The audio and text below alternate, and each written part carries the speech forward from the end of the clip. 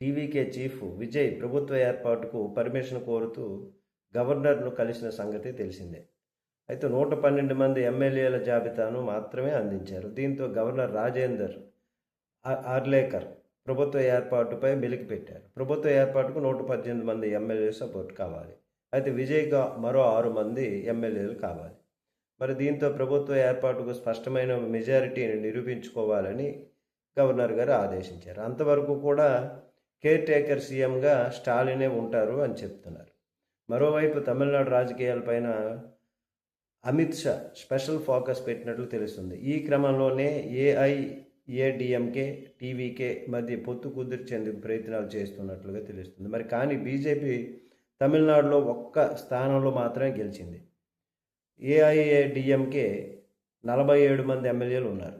అయితే ఏఐఏడిఎంకే నేత పళనిస్వామి సీఎం, మాజీ సీఎం అయితే టీవీకేలో చేరే అవకాశం ఉన్నట్లు తెలుస్తుంది. దీని ప్రకారంగా పళనిస్వామి ఇంటికి టీవీకే పార్టీ కీలక నేత ఆనంద్ వెళ్ళినట్లు, వీళ్ళ చర్చల తర్వాత టీవీకేకి సపోర్టు చేసేందుకు పళనిస్వామి అంగీకరించినట్లు, ఇప్పటికే సుమారు 40 మంది ఎమ్మెల్యేలు టీవీకేకు సపోర్టు ఇవ్వనున్నట్లు ప్రచారం నడుస్తుంది. మరోవైపు కాంగ్రెస్ కూడా విజయ్కు మద్దతు ఇచ్చేందుకు సిద్ధమంటూ షరతులతో కూడినటువంటి లేఖ రాసింది.